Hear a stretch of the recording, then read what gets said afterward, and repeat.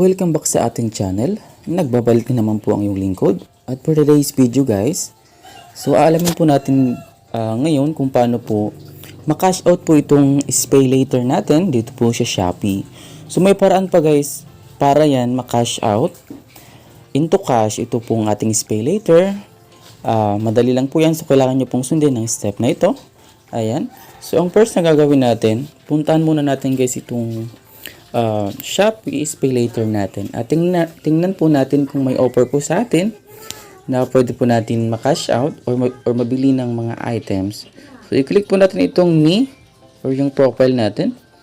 Tapos check po natin dito yung Spay Later natin kung mayroon na po siyang pwedeng makash out. So for me, ito na siya. Mayroon ako ditong Spay Later na 1,000 pesos. So ngayon, dahil gusto ko siyang makash out into cash or pera, so kailangan natin siyan guys. Kailangan natin po itong gawin. So for now, hanapin natin itong,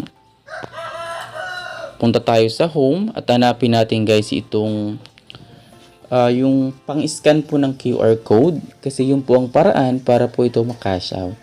So kunwari ayan na guys yung ating scanner. Ayan. Tapos guys, kailangan yung maghanap ng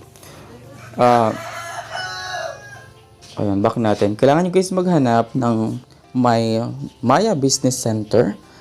At ayan, para makash out natin yan. Kasi kailangan natin i-scan po yung kanilang QR code para po ito ay makash out. So ito na siya guys. Na-scan ko na yung QR code ng Maya Business application ko. Ayan.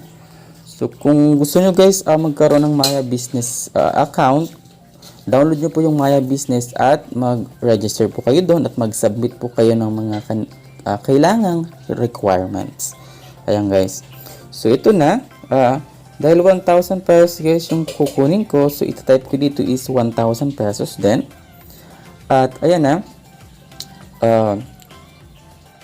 I-proceed na natin siya guys. Ayan. So 1,000 po yung aking kukunin ko na po yung lahat. Ayan. So in-next lang natin yan.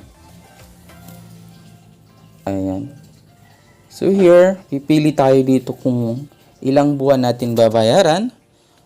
Kung 1 month ba, ayan, or 3 months. Pipiliin ko guys is 1 month lang para mababa lang po yung kanilang interest. So may 49.50 pesos pong interest dito. So click na natin guys si Pay Now para makaproceed na po tayo dito. Ayan.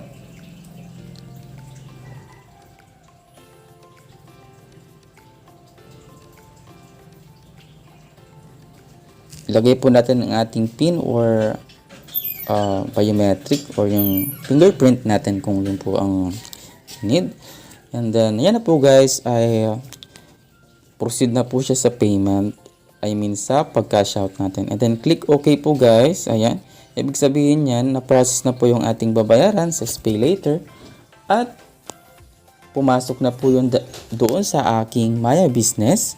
Kung mayroon po kayong Maya Business, yun po ang paraan para makash out po ito si Spay Later. At kung wala po talaga kayo at di po kayo na-approve sa Maya Business, so kailangan nyo po maghanap sa mga lugar nyo, sa mga tindahan or store dyan na mayroon pong Maya Business para po ito ay makash out po si Spay Later.